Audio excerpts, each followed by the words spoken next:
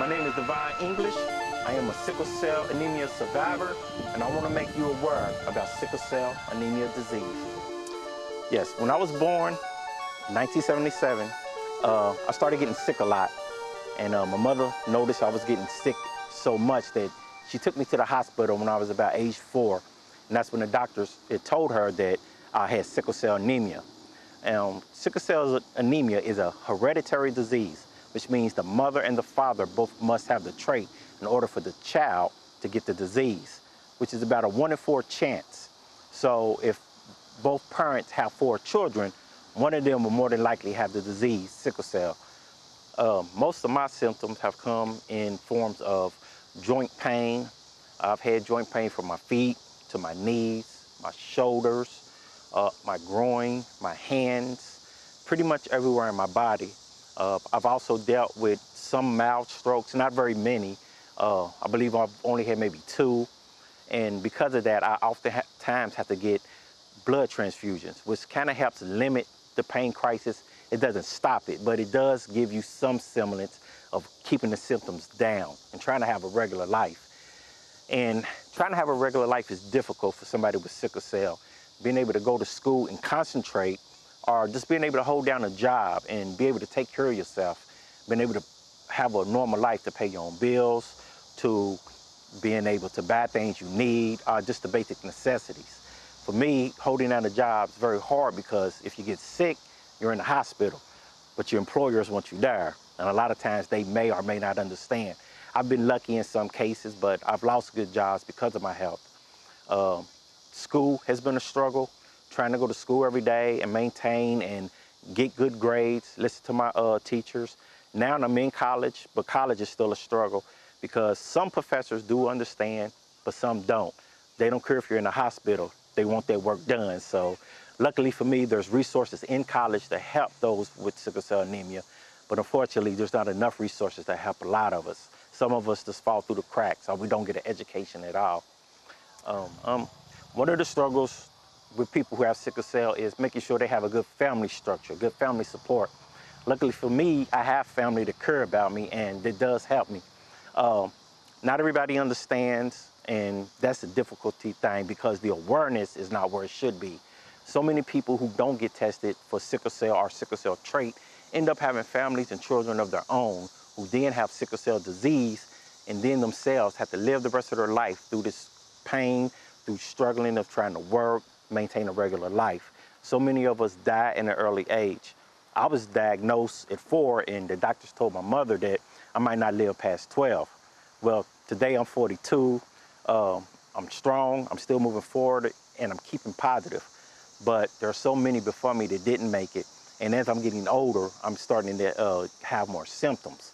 So the awareness we need, more medical attention, and not just that, we need support from our community. For those people who don't know, there's so much support for other disease, but it seems like sickle cell anemia gets thrown on the back burner.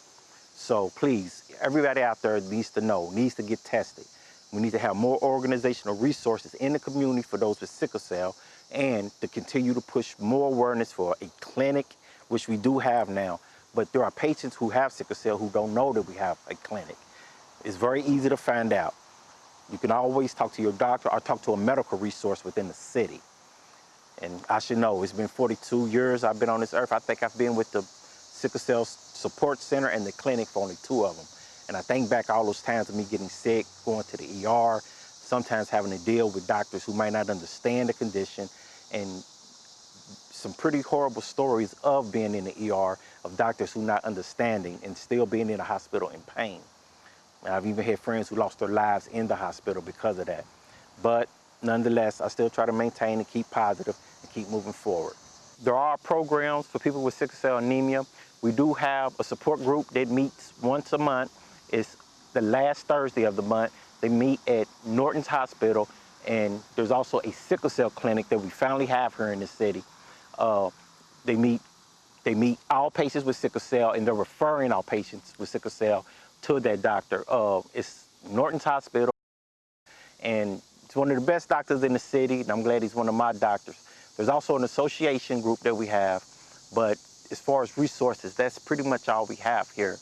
Actually, I met Mr. George through one of those programs. I also met him over here, right at Shawnee Park, and he was telling me about his basketball jumper. What's going on? And he's a good friend of mine. How you doing? I'm doing good. All right. So I want to ask you a question, D. The day that we met was a blessing. Yes, sir. Okay. You know, I introduced you to my stepson Jimmy, who has sickle cell, and basically what I introduced him to you for is because he's going to grow up like you are, being a man, a black man with sickle cell, and he needs to know how to approach it being an adult. Yes. Because he's been in, you know, like you said, the kids program at Norton's Care since he was a kid, since his mom and her. They moved here when he was a little boy, so he's been here in the Norton's program. So now he's an adult, and he's having a lot of difficulties based on how it was. It's totally different the way it was when he was younger. I want to know from you, what kind of approach should he have as being a young black man with sickle cell anemia? Well, the first thing you should think about is his transition program from going from a younger doctor to the doctor he's going to have now dealing with as an adult. Okay. That transition can always be dangerous because a lot of times that's when sickle cell patients fall through the cracks. Mm-hmm. They don't get the right adequate doctor, they don't get the right medicine, and a lot of times they get thrown into a system where they might get a doctor who doesn't know a lot about sickle cell. Mm-hmm. So the best thing they should do is make sure they get with somebody who's an oncologist, who knows about sickle cell anemia, who studies it, but also has other patients. Okay. The other thing he should know is the symptoms as he gets older, mm-hmm. as he's becoming a man, is going to change. As he's, you know, going through puberty and coming out of puberty, that's always another dangerous time for somebody with sickle cell. Myself, when I was going in, I was a late bloomer, okay. So when I was having sickle cell anemia, going through puberty, that's when I experienced a lot of pain. My body was changing, and that's when I started having a lot of pain in my joints, my feet, my legs, you know, my groin, stuff like that. So at that time I didn't know. And the doctor that I was with, he didn't really know too much about the procedures he should do. The only thing he knew was transfusion, which worked, but there were other medicines he could have used. So it was a difficult time for me, but lucky enough, I did get with the right doctor, Dr. Hadley at the time, who recognized that and was able to put me on the right track and keep my pain symptoms down. Okay, another thing I want to ask you. Now, Jimmy's mom, Mrs. McIntyre, she's very educated with this disease. What I want to do is to get you to know these people a little more personal. And my organization would like to help you find sponsors and get recognized. This disease needs to be recognized through the state of Kentucky because the state of Kentucky has lack of knowledge and education on sickle cell. So what would you think would be a good start of helping people identify that they have the disease, and when they have this, find out that they have the disease, how to go about treating it? Sponsorship, like you said, is always a good thing because when you think about so many other diseases, they have sponsors behind them, but you're able to push out awareness to the community. A lot of people who have the trait, they don't know they have the trait. They've never been tested. So when this person meets somebody, they fall in love, they have a child, that child starts getting sick and they don't know. Why is our child getting sick so much?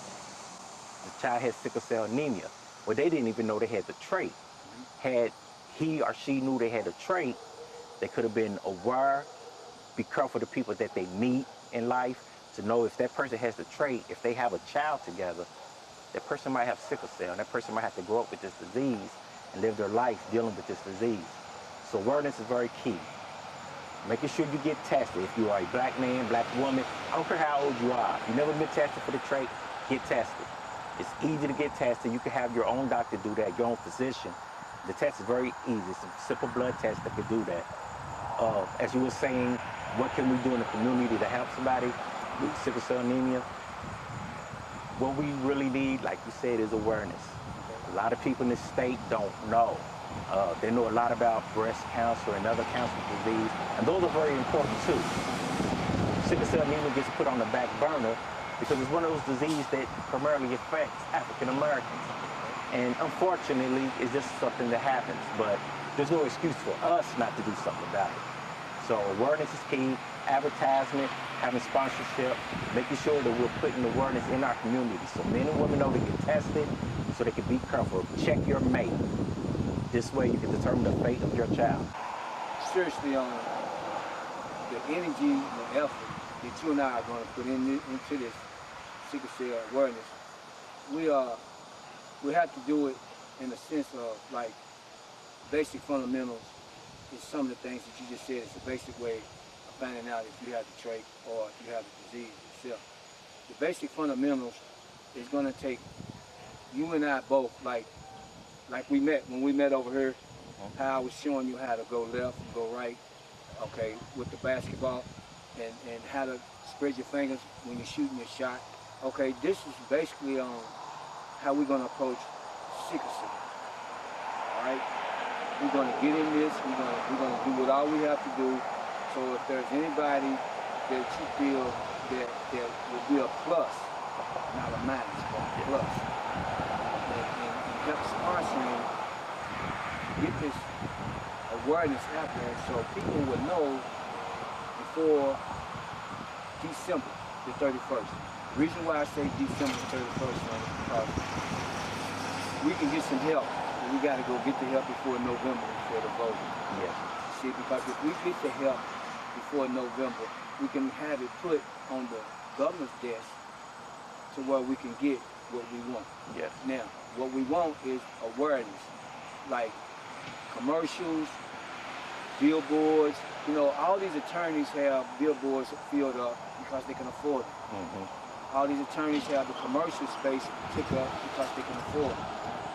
So, you know, we got to find somebody that can help us get the space time. Who can help us get, like, taught. Yes. We can have a poster of yourself or whoever with sickle cell based on talking about how to go about getting to what you need to know about your trait. Yes. All right? Now, what age level would you rather start with jumping out there being basic fundamental sound? Start when they're young. Start as a child. It's never too late. It's never too soon to learn. All right. And it's never too late to learn. Okay. But start as a child. Make sure you're pushing awareness for them young to get kids. tested, to the kids to get tested.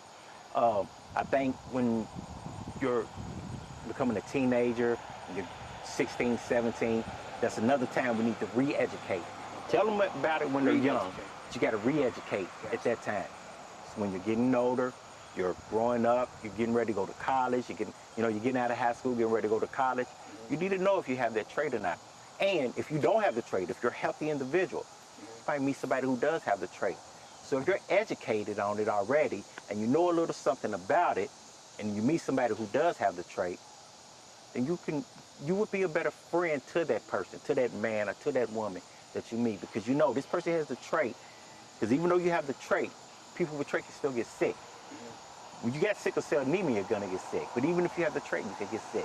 Now, that's not the same with somebody who has the disease, but that awareness is key. I can't tell you how many people I've ran into who are 18, 25, 30, 35, etc. And I tell them I have sickle cell anemia. They say, well, what is that? And I can't fathom how much I see it as like, you don't know what sickle cell anemia is? Because I run in circles where everybody knows. But when I'm meeting people at work, I'm meeting people at school, if I'm just out and about hanging with friends, they say, what is sickle cell anemia? What is that?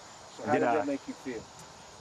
People not aware of a disease that can kill you, and people that are not aware that they have it. How does it make you feel that when you see mesothelioma or the spray that they say about the ground keeping and all different types of other things that attorneys have took up the commercial space, how does that make a person like you who's been dealing with sickle cell for 38 years out of your life and you feel like your disease doesn't even exist? It's disappointing to a certain degree. It's kind of hurtful. It makes you feel like, well, you're not important. Just deal with it, live with it. It's not that big a deal. Well, for the person who has to struggle with the disease, it's a pretty big deal. And it makes you upset because it lets you know that it's almost like nobody cares. And I'm sure the people care, but the system is not set up to where it's showing us enough that we need to push that awareness. We need to let people know with sickle cell anemia that we're behind them, that we're doing everything we can for research to find a cure. And even if a cure doesn't come, to give us treatment so that we can reach and strive for a regular life, a normal life, you know, a productive life, to be able to work, go to school, take care of your family, just the basic needs you have. And when I meet people like that who don't know, I'm not upset by them because that's an opportunity for me to be able to teach, to explain what it is. And usually after I tell them who I am and what sickle cell anemia is, a lot of times when I leave there, I leave that person, it's rewarding for me because I just taught them something, you know, and I was able to educate them. Right, and all at the same time, you have these people that you feel that can help you. Like what I mean by these people, you have people like your councilmen, sponsors like McDonald's, Burger King, White Castle, et cetera, Texas Roadhouse, you know, Old Charlie. But I'm gonna be straightforward with you, little brother. When you going to get response and handouts, and you're a black man trying to get these handouts, but you are in a position where I feel strongly within my heart, D, that you're going to be okay. We're going to be okay with our march, with our footwork, presenting what you have to these people. And when you go, you sound so intelligent about your disease. You're accepting it to a point where they probably won't understand. How can you accept this like this? And you've been used to dealing with this all your life by yourself, besides Jesus Christ and your mom. You've been dealing with this for all your life. So you being in a situation to where you can talk to them about it, acknowledge them on it, where would you want to start? I would start with letting them know that it hasn't always been easy for me. It's been a struggle. I've had my moments in doubt. You know, I may appear on the outside like I'm ready for war, but on the inside, I've had my moments, my weak moments, but I always remind myself, God ain't gonna put you in a situation that he's not gonna prepare you for. You know, you might not train for the battle, but if God's on your side, you'll win the battle. The first thing I would explain to them is, we're not contagious. It's a hereditary disease, and even if it was, we still need help. So I'm gonna come to them from the point of view of, by you helping me, you're doing God's work. You're not just helping me, you're helping the tens of thousands and millions who have this disease. Because if we don't start fighting now, how many more are we gonna lose? And every life is worth saving. I don't care who it is, every life is worth saving. So I'm gonna hit them with those facts. How I was diagnosed with sickle cell anemia, how it affects my bones, my joints, the symptoms that I go through, how it altered my life. You know, I had plans for my life to do this and that, but because I have this disease, I have to maneuver in a certain way. You know, I can't be dealing with a lot of code. I can't get too active because it might trigger on a crisis. And if I get a severe crisis, that could alter my life even more. So I got an email a couple of days ago. You had a crisis yourself a couple of days ago. And I talked to you the day I talked to you. As soon as I got off the phone, I got an email saying that 2 kids had just passed with sickle cell, much younger than you are. So they're saying the age level that are passing away more younger than they are your age and older. So you knowing that this can be a tragedy to a family, how do you feel about knowing this disease can take you at any time? it's like an alarm for you. You don't know the date or the time that God has set for you. We all got a birth date, but we all get the end date. We know our birth date, but we don't know our end date. And since I don't know that date, I'm gonna keep moving forward. I'm gonna keep fighting. It can be scary at times, but like I said, if I don't wake up tomorrow, I know there's a match in heaven for me. But as long as I'm here, I'm gonna keep fighting. It's hard because I done been to a few funerals. People who got sickle cell anemia, around the same age as me. Some a little older, and some a lot younger. So it can be difficult at times living with a disease that can take you out at any given moment. But you can be healthy and I wake up tomorrow. Right. Only God knows the end. I got something to live for because I still want to finish school. I still want to be around. I want to grow old, you know, sit in a rocking chair one day. You know, if God ever blesses me to have children, that'll be a tremendous thing. If not, I'll be okay. But I got family around me that loves me, encourages for me. I got some good friends. I want to grow old with them. So that's the future I would hope to get. If I never see that, that'll be okay. But I know that God's got my back, and no matter what happens tomorrow and the day after, as long as I'm here, I'm gonna keep moving forward. I just want you to know it makes you feel good when you got somebody, you know, that understands what you're doing and how you feel about what you're doing and who you're doing it for. And I just want you to know, man, the people in this city, in this state, throughout the United States are going to be thankful for a guy like you. Thank you. My man. My name is Devon English. I was born in 1977, and at age 4, I was diagnosed with sickle cell anemia.